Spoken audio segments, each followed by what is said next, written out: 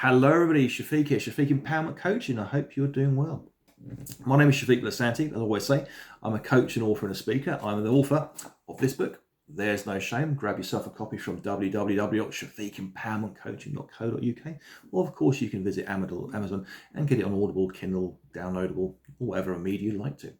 But most importantly, as I always say, I'm the survivor of 2 suicide attempts, and I'm quite happy to talk about it. But I'm also an empowerment coach. So I know what it's like to lose everything. I know what it's like to lose everything physically, emotionally in your mind, financially.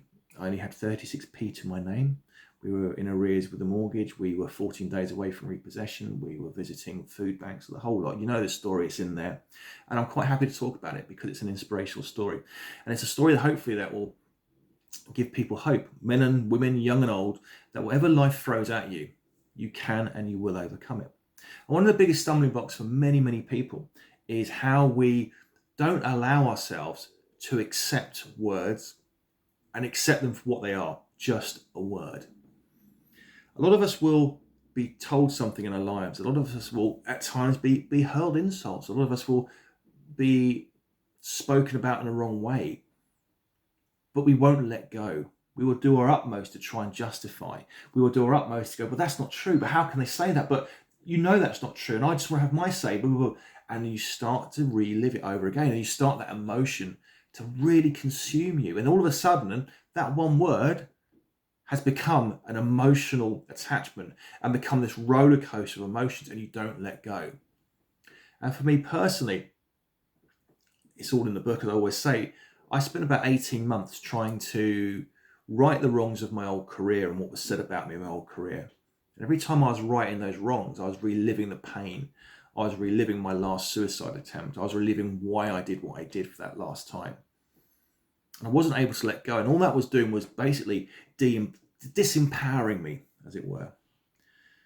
So if somebody says something to you, it's said, it's done. It's the past. It's happened. You cannot change the past. I always say this, but you can change the future, and the future being how you react to it.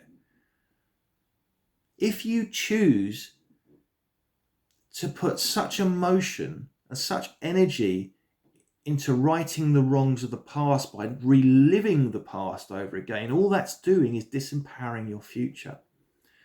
I use the past to propel me forward. I don't use the past to right the past because of what was said, and I still want to have these conversations with people. I use the past to realize that I had to pick myself up, and then I was dumped down again. Then I had to pick myself up again, and then I was dumped down again. And I use my lessons of my past to help my future. But a lot of us will be stuck in the past, and a lot of us won't be able to let go of events that have happened in our past. And then we relive it over and over and over again. Then you're not living your future, you're living your past. Words really will only ever have an effect on you if you allow it. And we grew up, didn't we, not saying sticks and stones may break my bones, but words will never hurt us. And it's not a fallacy, it's true. I know what it's like to have to go to a food bank. I know what it's like to have to go to the state. I know what it's like to have to go to charities. I know what it's like to be 14 days away from repossession and have that letter full in your door. I know what it's like to have to go to the bank and they say, we're not going to give you any money, Shafiq, and I've only got 36p in my wallet, and I'm crying in front of the bank manager saying, but how can I put a roof over my head? I know what those emotions are like. But what I also know is that every day I drew back the curtains, the bed sheets, took my prescription drug, faced the world, I knew that I was showing up, and those little steps counted. And they got me to where I am now. So please don't give up. And certainly don't be affected by words, because that's ridiculous. No one's physically got a gun to your head. No one's got your children hanging over a precipice. It is just a word. And we have a lot more control over those words than we really give ourselves credit for. So I hope this helps. Have the most amazing weekend. Have the most amazing Christmas. I will be in contact via my blogs over Christmas week, but obviously I'll be taking the foot off the gas.